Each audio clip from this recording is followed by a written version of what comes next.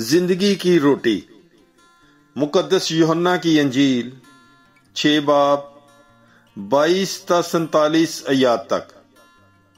दूसरे दिन उस हजूम को जो झील के पार रह गया था, ये मालूम हुआ कि उस एक छोटी कश्ती के सिवा वहां कोई और ना थी, और कि यीशु अपने शिगिर्दों के साथ कश्ती पर सवार ना हुआ था, बल्कि उसके शिगिर्द अकेले चले गए थे। लेकिन इतने में और छोटी कश्तियां तबारिया से उस जगह के नजदीक आईं जहां उन्होंने खुदावंद के शुक्र करने के बाद वो रोटी खाई थी। बस जब उस हजूम ने देखा कि वहां ना यीशु और ना उसके शिगिर्द हैं, तो उन छोटी कश्तियों पर सवार होकर यीशु की तलाश में कफरनहूम को आए, और उन्होंने उसे झील के पार पाकर उससे कहा, रब्बी, तू यहाँ कब आया? यीशु ने उनके जवाब में कहा कि मैं तुमसे सच सच कहता हूँ कि तुम मुझे इसलिए नहीं ढूंढते कि तुमने करिश्मे देखे, बल्कि इसलिए कि तुम रोटियां खाकर सेर हुए। फानी खुराक ही के लिए नहीं, बल्कि उस खुराक के लिए मेहनत करो जो हमेशा की जिंदगी तक ठहराती है, जिसे इब्ने इंसान तुम्हें देगा, क्योंकि उसी पर बाप यानी खुद खुदा ने मुहर कर दी है। तब उन्होंने उससे कहा कि हम क्या करें ताकि खुदा के काम अंजाम दें? यीशु ने जवाब में उनसे कहा, खुदा का काम यह है कि तुम उस पर ईमान लाओ जिसे उसने भेजा है।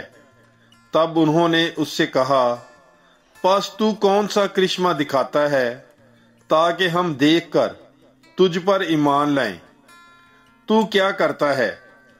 हमारे बाप दादा ने बियाबान में मन खाया, चनाचे लिखा है कि उसने उन्हें खाने को आसमान से रोटी दी। तब यीशु ने उनसे कहा, मैं तुमसे सच सच कहता हूं कि मूसा ने तो वो रोटी तुम्हें आसमान से ना दी, बल्कि मेरा बाप तुम्हें आसमान से हकीकी रोटी देता है, क्योंकि खुदा की रोटी वो है जो आसमान से उतरती और दुनिया को जिंदगी बख्शती है। तब उन्होंने उससे कहा, ऐ खुदावंद, हमें हमेशा ये रोटी दिया कर। यीशु ने उनसे कहा, जिंदगी की रोटी मैं हूं, जो मेरे पास आता है वो हरगिज भूखा ना होगा, और जो मुझ पर ईमान लाता है वो कभी प्यासा ना होगा। लेकिन मैंने तुमसे कहा है कि तुमने तो मुझे देख लिया है और फिर भी ईमान नहीं लाते हो।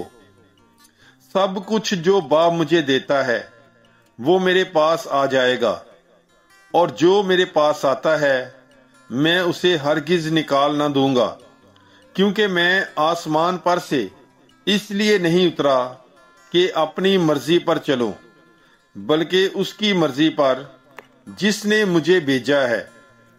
और मेरे भेजने वाले की मर्जी ये है कि जो कुछ उसने मुझे दिया है मैं उसमें से कुछ खो ना दूं, बल्कि उसे यौमे आखिर में फिर जिंदा करूं।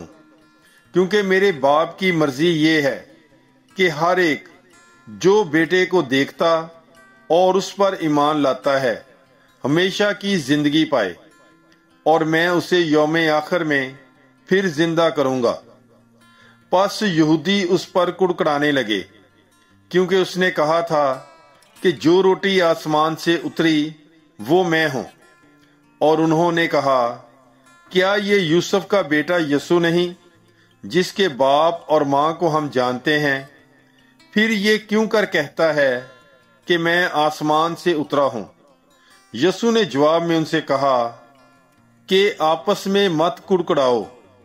कोई मेरे पास आ नहीं सकता जब तक बाप जिसने मुझे भेजा है उसे खींच ना लाए, और मैं उसे यौमे आखिर में फिर जिंदा करूंगा।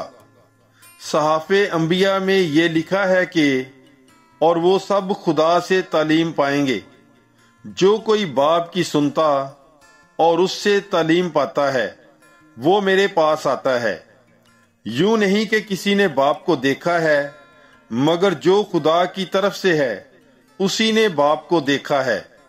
میں تم سے سچ سچ کہتا ہوں، جو ایمان لاتا ہے وہ ہمیشہ کی زندگی رکھتا ہے۔ پاک کلام کے پڑھے اور سنے جانے پر خداوند کی برکت ہو، خدا کا شکر ہو۔ God bless you. Bible is life.